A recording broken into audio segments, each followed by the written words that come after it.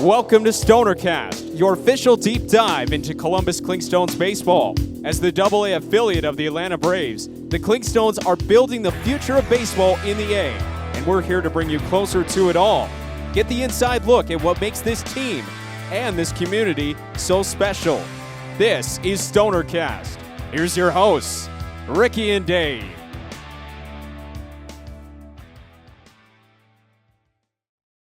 Hey, y'all, welcome into StonerCast. We're so glad you joined us.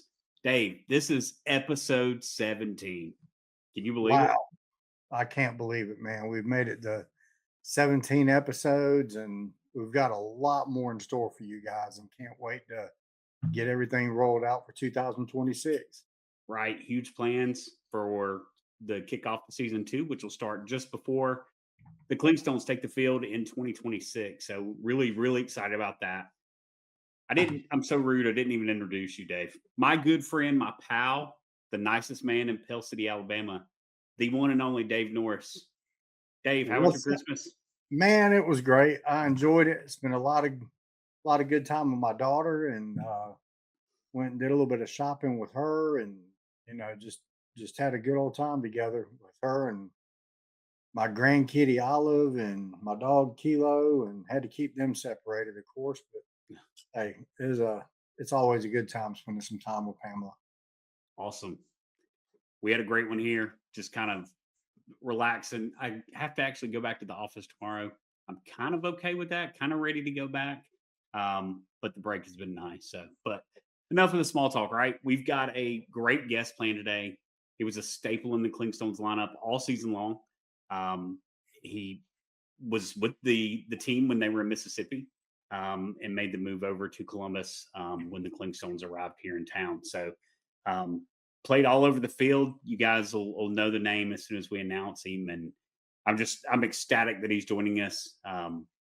We're continuing on with our position players. All we heard was, all you have is pitchers. All you have is pitchers. Well, we've delivered with position players here recently. So we're stoked to have him on today. And I know we've got some great questions lined up for him. As always, we got to take care of some business first.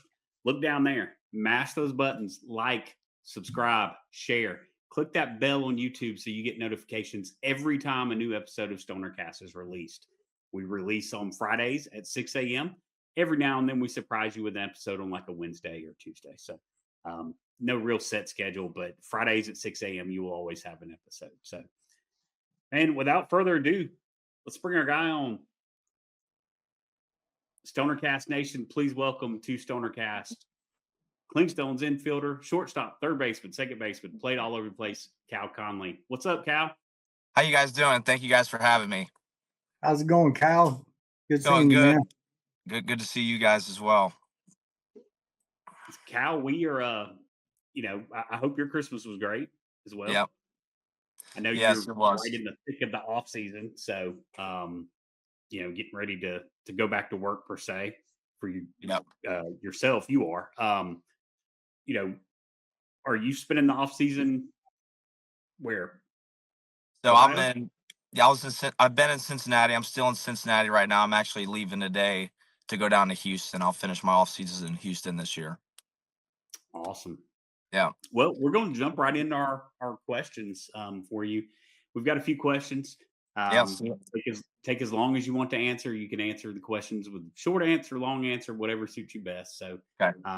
Immediately following our questions, we'll go into the fan submitted questions. We've got several for you today, and then we'll jump into our almost famous lightning round questions. That'll be a fun way to end the broadcast. So sounds good. Cal, you were selected by the Braves in the 4th round of the 2021 draft. You came out of Texas Tech, but you started your college career at Miami before you transferred to Texas Tech. What did that journey, first from Miami, then to Texas Tech, and then to pro ball, teach you about, adapting to change? I'd say the first lesson I learned, I was heavily recruited coming out of high school. I was committed to Miami real early. Went down there and found out real quick how hard the game can be and how things outside of your control are, the higher levels you play at, the harder that it gets in a lot of different ways. And so me, getting kind of pushed out of Miami and going to Texas Tech, sitting out a season, I had a lot of things to learn from, a lot of things to be excited for, get an opportunity at Texas Tech. And then the COVID year was the next year, so I almost didn't play for 2 years. I played those 16 games during COVID. Season ended again, so I was almost off for 2 years. Was just wanting to play so bad, man, and so I just kept working during COVID, and finally got an opportunity to play a full season at Texas Tech, and was fortunate to have a good enough season to get drafted, and then going into pro ball, you know being drafted by the Atlanta Braves was such an honor and such a blessing to get the opportunity to be a part of an organization that has so much history, be a part of so many players that stuck around, like Terry Pendleton and Chipper and all these guys that we get to be around during spring training and stuff. It's just been it's been a dream the last 5 years for me being a part of that organization. Well, I'll tell you what, as a Clemson fan, seeing the numbers you put up when you finally did hit the field in Lubbock, Yeah. I'm glad you went to Texas Tech Yeah. and didn't Yeah. hang out in the ACC. So Thank you. Cal, we know you're really busy preparing for the 2026 season, and we really appreciate you taking a few minutes to join us today. Your dad, Brian Conley, was a former pro player and a hitting coach in the Reds and the Cubs organizations during the first few years of your life. Can you describe some things he taught you early in life that you're still mindful of in your game today?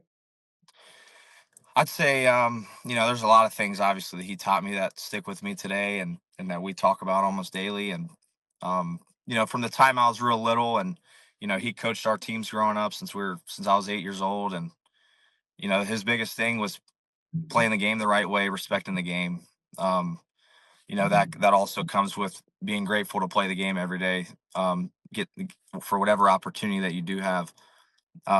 So I think for me, and the biggest thing with my dad that he taught me, was no matter what's going on, no matter how the game's going, no matter if you're 0 for your last 20, no matter all the negative things that can happen in the game, make sure that you're playing the game the right way. Make sure you're being a good teammate. Make sure you're grateful to be out there every day and get to wear the uniform. So that to me is kind of how I approach my everyday life, even outside of baseball. I just try to make the most out of every day and make sure I treat people right, and be a good person. was he the kind of dad that, like, after a game you had to like dread the ride home if you struck out a bunch? um, it was more like, he like me and him are pretty similar, very competitive, and we always want to do good. So those tougher games growing up, I was lucky that he had experience, so he knew how to go about a lot of those things in good ways. So, after tough games, we might not be talking a lot that night, or I might be eating dinner on the couch and instead of the dinner table or something. But um, you know, we always made sure, like, especially after a bad game growing up or whatever, it was like, hey, we're getting to the field early tomorrow, or we're gonna go figure this out tonight. Um, so that was something that sticks with me today, sticks with me through everything. Is like, hey, have a bad day, like, go figure it out tonight or tomorrow, whenever that is, whenever you get the opportunity to fix your mistakes and forget about it and move on. So over your career, you've played at every stop in the Braves organization. What's the biggest adjustment you've had to make as you've graduated from low A to high A to double A, and then even your time in triple A this season? It's, every level there is a little bit of a jump, I think, from what I've experienced. And I think it's just important for every player. We coaches tell us, every level that we get to move up to is like, hey, you're the same player, it's the same game. There's just a little things that might, pitchers might have a little better slider than they did in double A or high or low A. This fastball might have a little more zip, or hey, this guy runs really good, whatever. There's so many, there's a lot of little things like that do get better every level that you go up. And I think it's just important to stay within yourself and just remember who you are, no matter where you're at, no matter what team you're on, no matter the situation. Is just remembering the type of player that you are and go out and just play your hardest and give everything you got. Absolutely. Cal, technology has become a big part of the game these days and can be very helpful as players prepare for a game or a series or whatnot. What is your favorite technological tool that you use in training for today's game? Um, so I consider myself kind of a pretty simple guy when it comes to the analytics and stuff. I personally like to use like we get the scouting reports every day for the pitching for who we're facing that night. So if Mhm. there's say we're facing a really good arm and you want to see, hey, like this guy this guy's best pitch is his slider, or this guy's best pitch is his fastball. That information's for you every day when you walk in the door. Another another one that I like that I really value is we get reports every month in the organization on they track your base running speed, your first step on defense, your arm strength, your range, all those things that we don't even understand how to calculate. They have all those pretty simplified just on a piece of paper, and we get to look at those about once a month. Those are things I'm pretty interested in. So then I can attack my daily routine, or even take something into the off season. Like, hey, my first step was a little lower this year than it was last year. How can I fix that? Or so I think for me is like I just like knowing where my quickness is at, where my speed's at, where my arm strength's at. Um, I think those things can be very useful for me. So you're Very officially listed as a shortstop on MILB.com. But with the Clingstones, we saw you often all over the field. Like I said in Yep. the kind of the intro, short, second, and third for the most part. I Yep. feel like you were put at first base once this year. Were you? No, I wasn't. No. Okay, so just the third, shortstop, and second base. Gotcha. Yeah, I think I played 100 games or close to 100 games at short, and it was like 25 I think at second, and then the last week of the season they threw me over at third because I got to start learning how to play some third. Um, Gotcha. so that was kind of my routine. Moving forward and stuff, and like my dad's always told me since I was little that like obviously you got to show yourself at shortstop. You got to be a good shortstop, but a player like me has to be able to play shortstop, second, third. If they throw me in the outfield, I got to be able to play there, play first. That's kind of in my DNA of how I was just raised how to play the game. When I grew up playing, I caught till I was 14. I played second in high school. I kind of played all over, and I really didn't get to play shortstop until my senior year of high school, and then in college was the first time I really played full time shortstop. Which of those positions do you have the most comfort and confidence at? Like where do you feel most at home defensively? Short. I would say shortstop, just because the last few years that's where I've mostly played. Um, and then after that, second, and then third's pretty new to me. They threw me over there in spring training a couple times last year, and then at the end of the season. So I'm hoping I can progress at third and get some more reps at third this year. Yeah. I think there was an extra inning game um, early earlier last year where I think they put EJ at first late in the That might Yeah, game. have been it. I That think might yeah, it, have been that's it. or what it I was. think it was a double header where the second game went into extra innings. I think that's what it was. Yeah, First or I second. remember that game. That was a long day. Yeah, it was. I was there. Yeah. Cal, as we saw last year, you're a very solid infielder. You had a big part in 39 double plays and 103 starts. What is one aspect of being an infielder that you practice the most?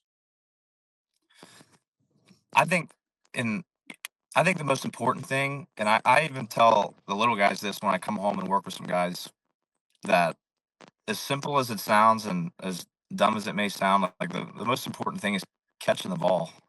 So no matter what hop you get, no matter how hard it's hit, if you just tell yourself, I gotta catch this ball, and my all my focus is on just the catch, I think that's the most important thing, because most of the errors that you see, even at the big leagues, every level. Most of the errors that you make are either on the transfer or they're on the throw because you rushed your throw. So if you're focused on making the catch, everything's under control. Your feet are under you. You're balanced. So for me, that's kind of been my key, and I learned a lot of that from David Fletcher and also Doug Manzolino, who's a roving coach with us. I've gotten to work with him since I got drafted, and he's taught me so much about defense. And the biggest thing that I've learned from Manzo and Fletch is that the more simple with defense, the better. Like if you just catch the ball and make the play, like that's all anyone cares about. So, that's kind of where all my focus goes to, especially in practice, is just making sure I'm doing all those little things as focused as I can, so that when I get in the game, I can just play. So this season, Cal got the call up to Gwinnett, spent a few games there with the Stripers, and then came back down. Cal, emotionally, how do you process that swing from team to team, and what's the mindset that it takes to stay even keeled? As you make the transition up and then down, and then some players up and down again a few times. I think a lot of guys go about it differently. You tend to learn from guys. Being in Double A for the last 3 seasons, I've seen a lot of guys go to Triple A and down, and even big leagues, Triple A, Double A. We've had several guys in Double A that have played in the big leagues the last couple of years, and the biggest thing that I've learned from them and what I've applied to my own career and stuff is just no matter what happens, no matter what opportunity you have, no matter you get sent wherever, the biggest thing is just being grateful for what you do get and what opportunity that you do have, because your opportunity is still greater than a lot of players, even if you're, you know, playing twice a week or whatever the situation may be. So I think like for me, no matter what happens, I'm just grateful to play the game because I love the game, and whatever my opportunity is, I'm going to go about it as hard as I can and as smart as I can. I think when we had Zebo on, his kind of answer to that was every day you wake up and you're still able to play the game, and that's something to be very thankful for, regardless of what Yeah, level you're at. You're still playing the game exactly. at a very high level. So Yeah, exactly. You get to play professional baseball every day. That's something a lot of people get to do, and you got to always make sure that you're grateful for that, no matter what's going on in this game. yeah, Cal, a lot of baseball players, you guys often have rituals of sorts prior to games. Do you have any pregame must-haves, habits, or superstitions that you like to do or have before a game? As I've gotten into pro ball, I've learned that if I do some of those things, it's not gonna affect anything. So I've kind of gotten rid of all my superstitions. I say if I could think of one thing, I always keep my bats. Well, I still to this day I sleep in my bats, so I'll say that I sleep in my bats even in the off season. all right. So with 2026 spring training approaching rather quickly, actually, um, Yep. what does a typical off-season workday look like for you? And is there any area of your game right now that you're working to improve as you head into Yes. camp? So this year, I try to learn from each of my off seasons because I think that's an important thing for young players. You're always like you're on your own completely in the off season, so you always want to make sure you're doing everything, and you always kind of feel like, man, is there something I'm not doing? That's something, you know what I mean? So for me, this winter, I took a month off. I took a full month off of everything. Um, Played a lot of golf, and then once I got back into things, it's Tuesday, Monday, Tuesday, Thursday, Friday. It was when I started lifting.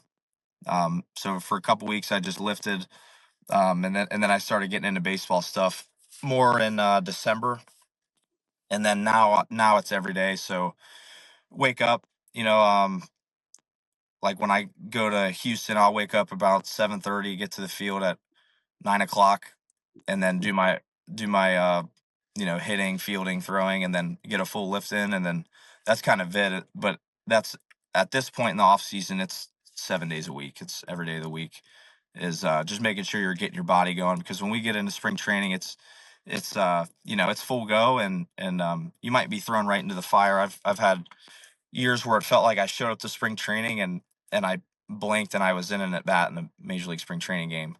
So you always got to just make sure you're fully prepared for that, and putting yourself in those situations, like mentally, while you're working out. So this year, last year I had a disappointing offensive season. So this year I was putting a lot of work into my hitting, more just like figuring out mental things that will free me up at the plate, and finding things in my routine that will make me feel prepared going into whatever situation it may be. So this year I've just pretty much working on trying to simplify things, and get in a better position to hit. And as disappointing as the offensive output might have been this year, in your defense, you had to face some pretty tough pitching in the Southern League. I'm Yeah, sitting in the stands and watching games. You'd see some pitchers, and their stuff was just filthy, just yeah. absolutely filthy. A bunch So, of 'em. that's a huge part that a lot of folks have to understand too, with the hitting, particularly in the Southern League, is it ain't Yeah. easy to do. It No, is they not easy to they do. they say statistically it's one of the harder leagues to hit in, and it's we see a lot of I've been in the league now for 3 years, and I've seen all those guys come through there, position players and pitchers that are in the big leagues now, and it's something. Obviously pitching continues to get better the higher up you go, so it's just figuring out what works for you, and figuring out what your approach is off certain types of pitchers, and figuring out what works. Your home run this year, or you hit it on a Sunday, right? Like dead I think it center. was Sunday. I think it was a Saturday. No, that was Bennell. Bennell hit one dead center at home on a Mhm. Yeah, Sunday. that's Yeah, right. yeah. I hit mine, and we were in Biloxi. Yeah, we were Okay. in Biloxi. I think it was a Saturday night. All right. All right, stoners, well, it's that time. Welcome to our fan submitted questions segment where you officially take over the show. Every week we drop our guest announcement on Facebook and Instagram, and the comments explode. The messages roll in, and the inbox at thestonercastshow@gmail.com starts lighting up. And the best part, we don't pick and choose. We ask every single question you send us. No filters, no skipping, no softballs. You ask, and we relay it to our guests. Let's dive into what StonerCast Nation brought for Cal this week. Cal, this one's from Jacob Edwards via the Clingstones fan group. What are the biggest differences between AA and AAA? I'd say the biggest thing I noticed was I felt like it was a really big jump, or a jump from um, that's just the next level of professionalism. You're playing with a lot of older guys. You're playing with men. It's pretty much all men. Um, where in AA, or even at levels lower, you're playing with some guys are 19, 20, 21 years old, where you still have some of that in AAA, but most of the guys are a little older, kind of at around 30 or 28. So I'd say the professionalism just takes a step higher, and guys are just more focused a little bit more on what they got to do to get better every day. I have to add also, Jacob messaged me and was like, "Is Cal the one that wore the high green socks with the peach uniform?" Yeah. He couldn't figure it out. It was you. Yeah. He Yeah. was he said, "I'm pretty sure he was," but then we like Googled and we could not find a picture of you in the peach uniform anyway. So Yeah, that was me. I will relay that to him. I think that he was going to ask a question about that, but so Hey, it's a cool old school infielder look. I like it. yeah. Yeah, thank you. Um, The next one is from Allison Baker via thestonercastshow@gmail.com email. Cal, what do you like most about playing in front of Clingstones fans at Synovus Park? That environment is, and I'm not exaggerating when I say this. I said this at the beginning of the season, that the environment at that park it's got to be a top 10 in minor leagues of just the atmosphere of getting to play in front of fans. Like there's several places where you get to play in front of fans, but there's so much energy in our crowds at home that Mhm. it almost feels like a college game. It's like, I don't know. There's more energy than majority of places, that, especially in the Southern League.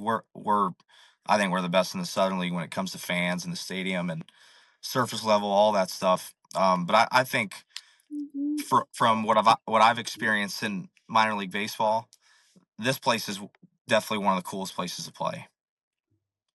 Most That's awesome definitely. to It's hear. one of the Folks are coolest gonna love to places hear to that. yeah, it's one of the coolest places to go to a game too. Yeah, 100%. As a fan, I really love the atmosphere. It's like what you said. It's kind of like a college game. It's Yeah, loud, it's ruckus, everybody's supporting, everybody's yelling at the other players. It's a lot of fun. yeah. All right. Our next question is from Seth Thompson via the Stoners Facebook page. Cal, what advice would you give to young infielders who want to play at the next level? Take as many ground balls as you can. That I I make sure, so I every season that I've played in my career, I make sure I take ground balls every day. No matter, even when we were 14, 15 and we're in a tournament where there's teams playing on all four fields, and you just go find somewhere to take ground balls before every game. Um my that was something that my dad taught me, and infielders that I looked up to when I was growing up and coming up, was everyone's always like, take as many ground balls as you can, especially the younger you are. There's so much you got to learn. There's so many. Even now, I'm 26, and my mindset is still like, I need more ground balls. I need to take ground balls every day. Um, that would be my thing, to pass down, would be making sure that you're taking as many ground balls as you can every single day. And I've got one more. Go ahead. I'm, I'm sorry, Ricky. I've got one more fan question, and it's from me. Who was uh, who was your favorite player growing up? So we're Pete Rose guys. Me being from Cincinnati, if you come down to my parents' basement, there's Pete Rose stuff everywhere. Um, Did you know Junior played in Columbus? Pete Rose Jr. did. Yeah. Yeah. I did not know that. So the Red Sticks, which was the team from my childhood, Okay. were an Indians affiliate, and Junior played here for 3 seasons, I think. Okay. And obviously, autograph line to get to him was always, Yeah. that name carried a lot of weight. Yeah. Yeah. Yeah. That being from Cincinnati, that's all. When you're growing up in Cincinnati, that's the expectation is, you don't got to be as good as he was, because nobody's really as good as he will be, but Mhm. you better play the game like he did. And so that's something that sticks with me still to this day. And, I got a couple Pete Rose shirts I wear every week. That was definitely our guy growing up. All right. Well, we're going to move into our lightning round questions. Like I said Okay. earlier, these are fun questions. Okay. Take your time to answer them. We're going to ask you a few straight up questions, and then we're going to get you to give out some superlative awards to the Clingstones clubhouse, your teammates. So, which situation do you prefer to be in? Tying run on base with you at the plate, or the game on the line and you're in the field? Oh, those are good. Both of those get my blood going. So I wouldn't complain about both. I want to be in both of those spots, but I'd have to say being at the plate with a game winning run on, because you're getting an opportunity to win the game, and be out on the field getting water poured on you and stuff with your teammates. Um, that's I'd have to pick the offensive side, because I don't know. I would have to pick that. Well, and you think about it, when you're young and you're in the yard playing wiffle ball or whatever, it's never, you know, so and so's up to bat, and I could put him away and we'll win this game. It's Yeah. always so and so's up to bat, bases juiced. Yeah. I'm about to go deep. So, Yeah. Exactly. all right, the funniest chirp you've heard from an opposing dugout or opposing fans, and it could be from any level.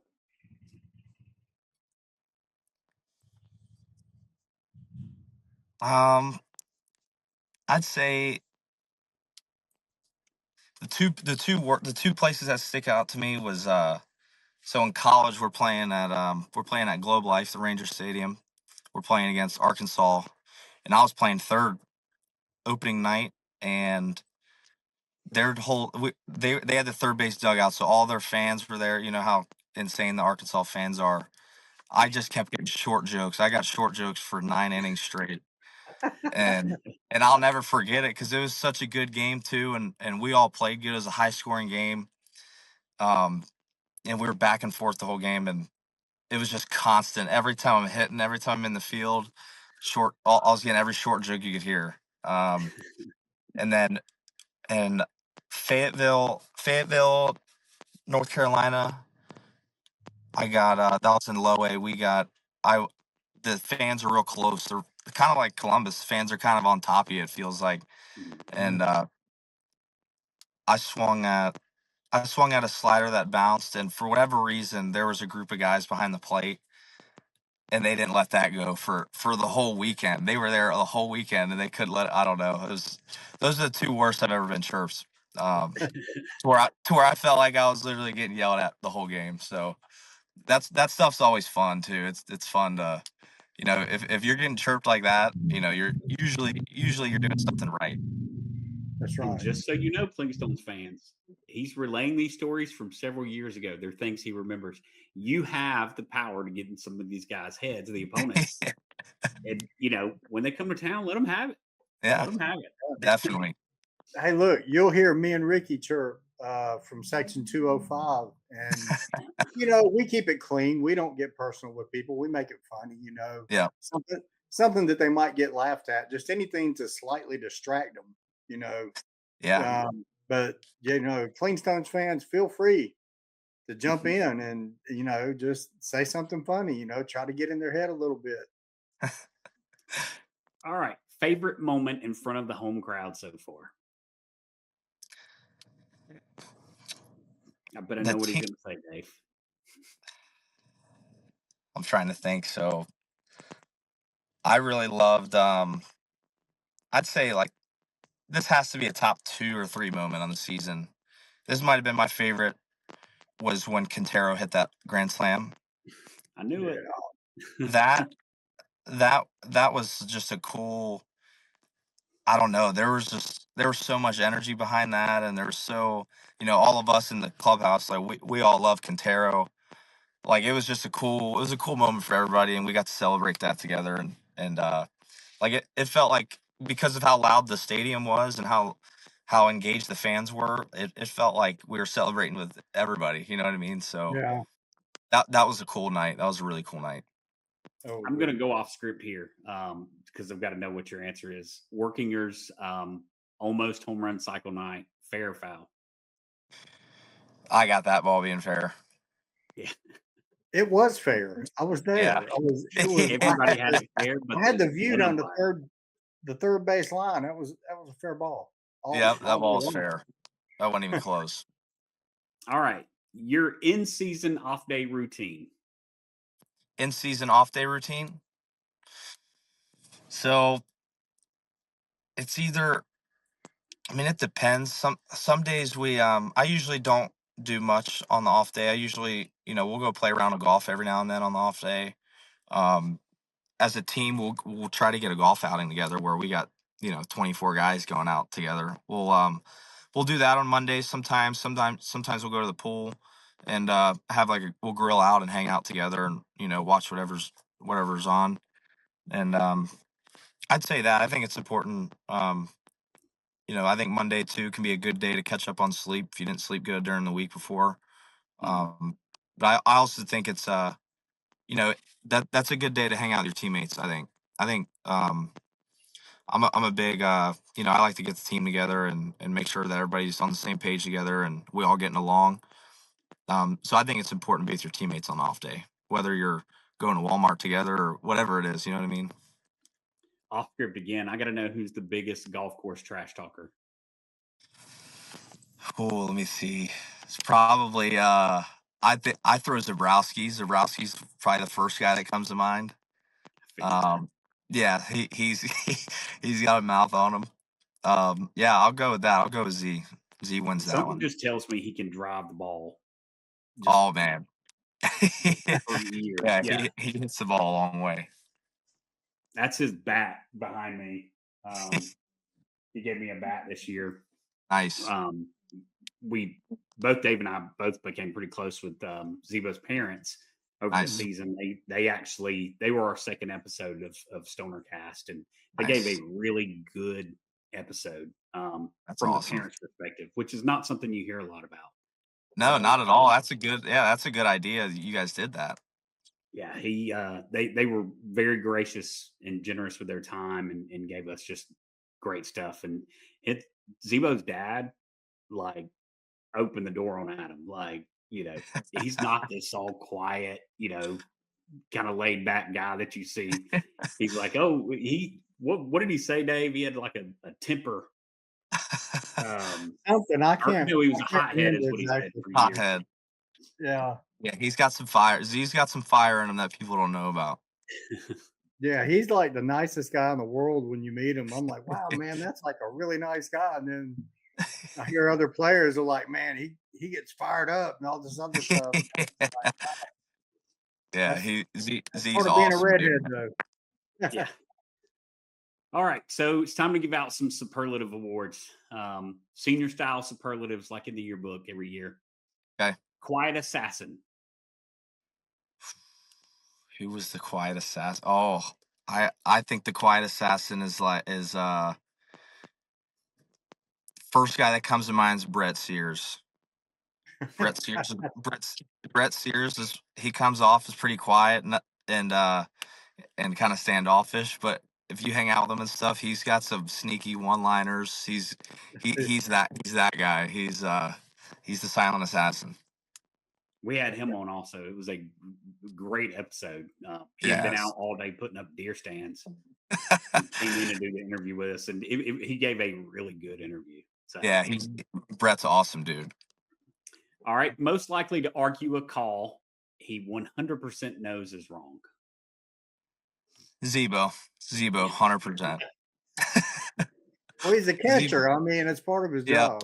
Yeah. Yeah. He's not shy. He's not scared to talk to umpires. He's always respectful, but he's not afraid to give the umpire a piece of his mind. Yeah. All right. Most intense.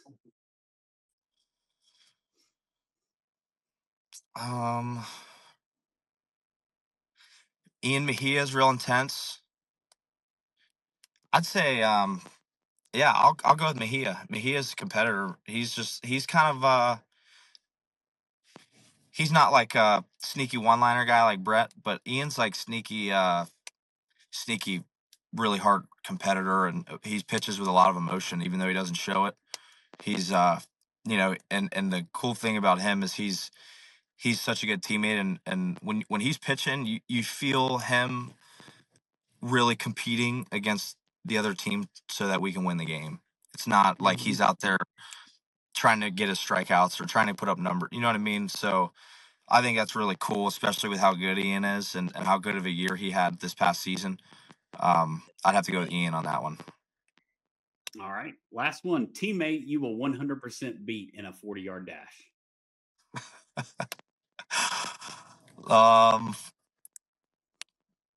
Let's see. Kevo's got me beat. We've raced before. Kevo's got a step on me, but let's see.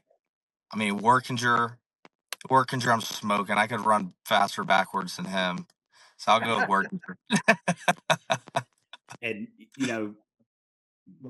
we've made this podcast and this ending part of this podcast something we do every time, and we try not to ask players the same thing, and we try not to ask questions consecutively, but you don't get a lot of, I don't know that many people really grasp how quick you are.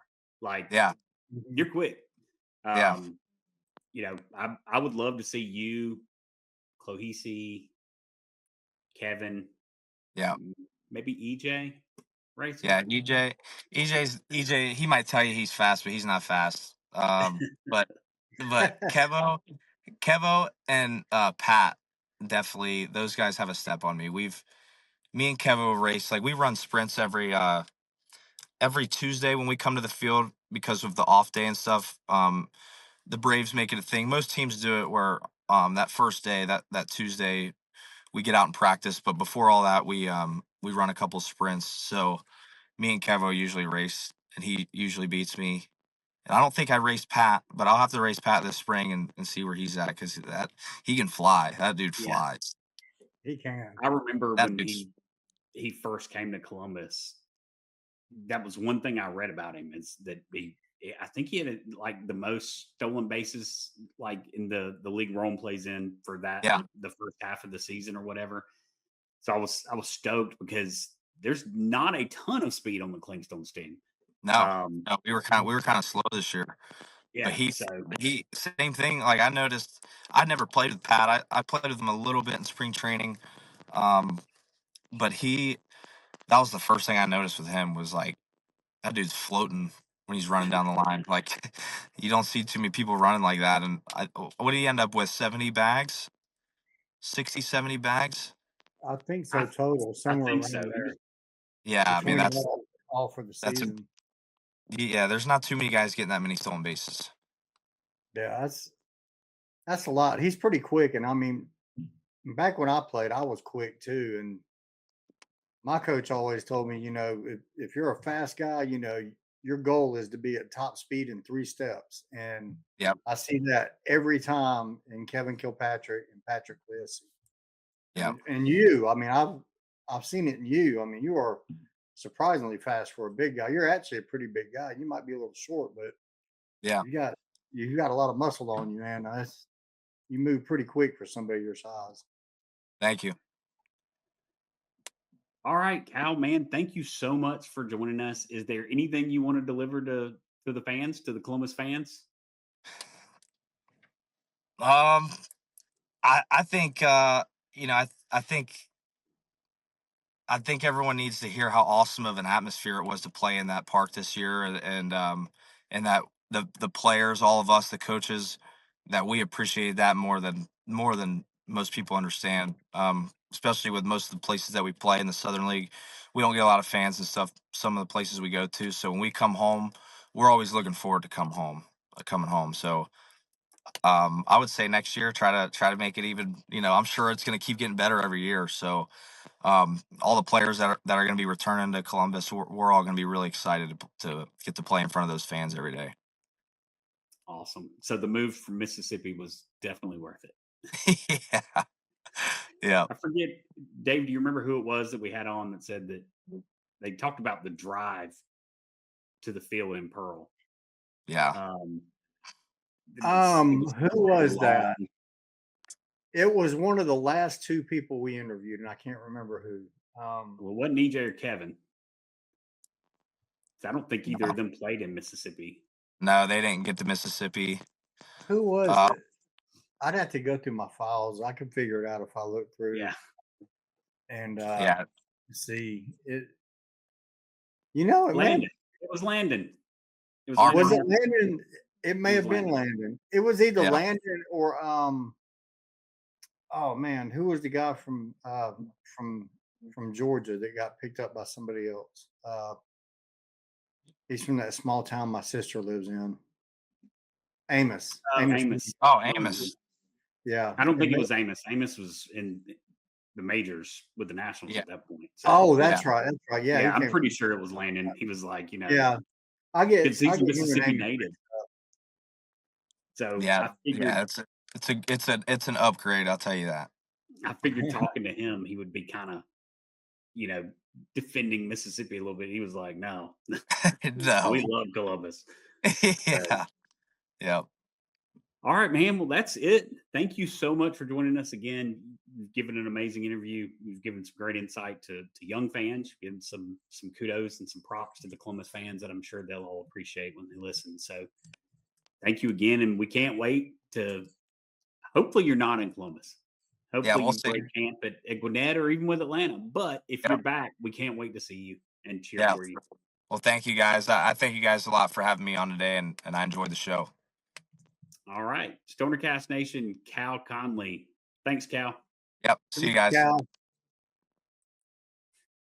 Dave, man, what a great interview Cal gave. Yeah, he did, man. Cal's a great guy. You know, I got a couple opportunities to meet him after games, and he's a real good guy. And you know, he talks a lot about his dad. You know, showing him some ropes when he was younger and all that. That's why I wanted to ask about that, get him to talk about it a little bit. But yeah, that was a great interview. Awesome. Well, that's going to wrap up episode 17. We've got a big one coming up on episode 18. You're going to want to be a part of it. This is one I've been working on, and we've yet to see him in a Clingstones uniform. But most folks are pretty confident he will be in one by the end of this season. So I'm so stoked and can't wait for him to get to Columbus.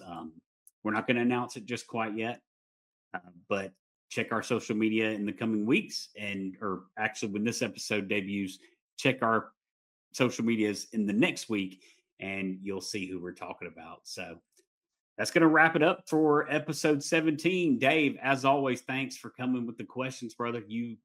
This show is not possible without you being here by my side and producing these episodes every week.